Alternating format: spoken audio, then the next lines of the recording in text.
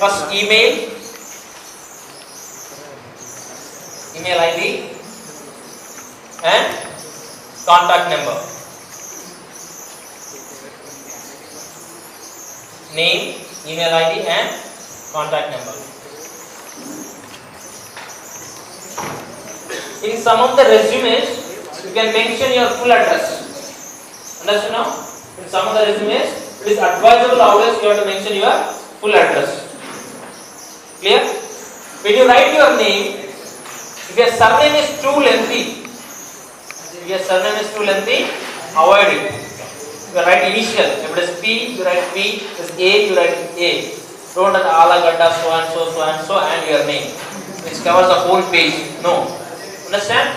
Write your initial. Write the tips. Don't write. If your surname is too long, concise it and write only your initial. So write it. That is the first tip number 1. As far as his initial is concerned, don't write too lengthy surnames. It is better to write initials. Clear? What is the next one that you write? No. Email IDs are there, right? When you write your email addresses, sometimes you find, I have screened many of the resumes while I was doing my job there. We find some of the resumes, Raju_rocks, ROCKS, Raju_rocks. That is okay. Raju_143@gmail.com. These are the practical things I am telling. Otherwise, some of the girls they mentioned, is there Ramya here? Ramya is not. Ramya@lovely@hotmail.com. See here, what happens here is, based on your email ID also, we can assess the people. Yes or no? Suppose it says raju@rocks@gmail.com. Clearly we can say that this person is not serious.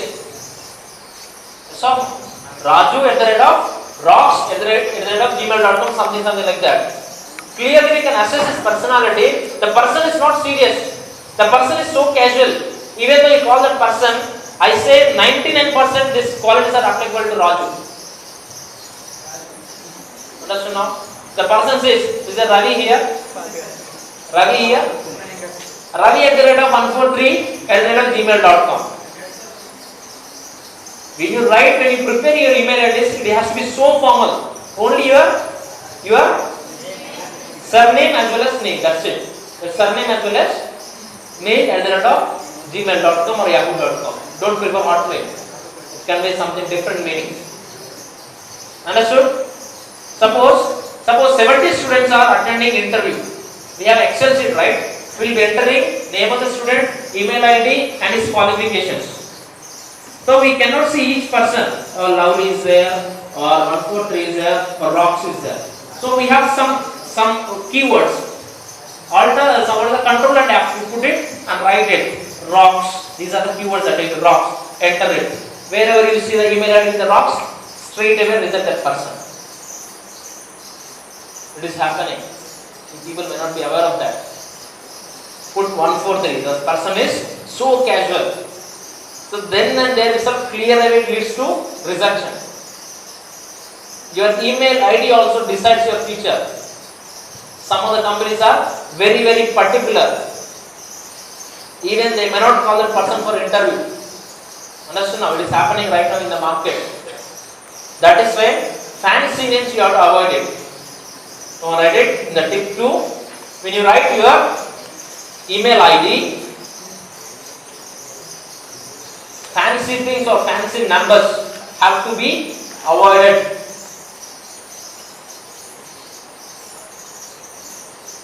Fancy. Anything so casual, you have to avoid it. Crazy, Raju@crazy.com. All these things you cannot mention. Otherwise you have to write it. Sometimes, thank you for reminding Prabhas also. Some of the girls they write their name _Prabhas@gmail.com or Mahesh@gmail.com. It may look silly right now, but they are taken into serious factors when you enter into the organization. Maintaining such kind of email address may be, for you it may be passion. For them that is a passion. Clear? So be careful when you write your email IDs. Okay? Next one, it comes to your mobile numbers. Mobile numbers. As far as possible, try to neglect the fancy numbers. 9 000 000 225. See, when you take such kind of fancy numbers, ultimately you are telling that you are so much fascinated regarding technology. For you, work is not, that is secondary, but getting such kind of technology, such kind of numbers plays a vital role. Some kind of conclusions that you can take from the people if they have fancy mobile numbers. Try, if you have, then no problem, give it. But try to avoid such kind of numbers. Okay? Clearly, when you send your resume, clearly go through that. What is that? Your mobile numbers. Whether you are giving right mobile numbers or wrong mobile numbers. Otherwise, they'll make a call to someone else, they'll get a job, but you don't get a job. Clear? Try to provide 2 mobile numbers at least. One is yours, another one is your father's. Clear? In the Microsoft Word, we have an option. If you press F7, what it indicates? F7 we have, right? What it indicates? Spelling and grammar check. You know that? After typing your resume, we can press F7. We can identify, what is that? We can identify grammatical errors. Yes? Suppose grammatical errors can be identified. If you type your mobile number wrongly, nothing can be identified. You know that? Suppose you type Raj is good boy. If IS is missing, what happens?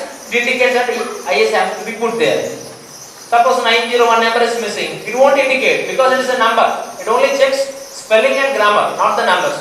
But be careful regarding write your mobile number. At least 2 mobile numbers that you have to provide. Come on, write it. At least 2 mobile numbers that you have to provide.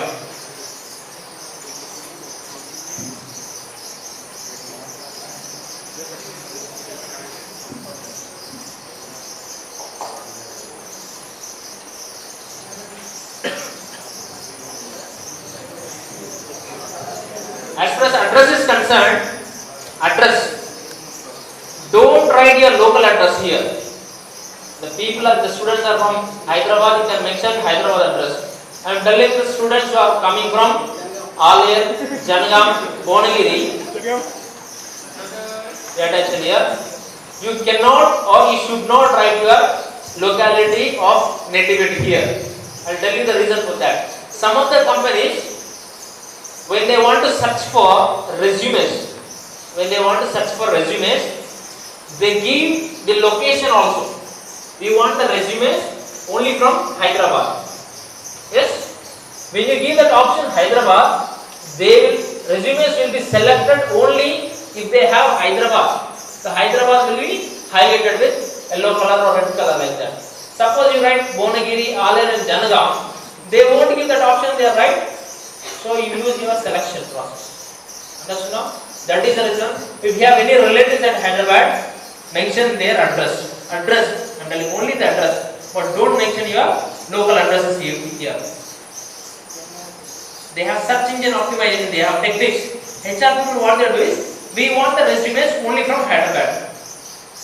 There is the option is there, program is made in such a way that they will be getting all the resumes from Hyderabad based on their specification. At that time what happens? The students from Bonagiri, Alir, they lose the chance. That is why whenever you write address, you have to write your relatives address from Hyderabad or your friends address, that is advisable.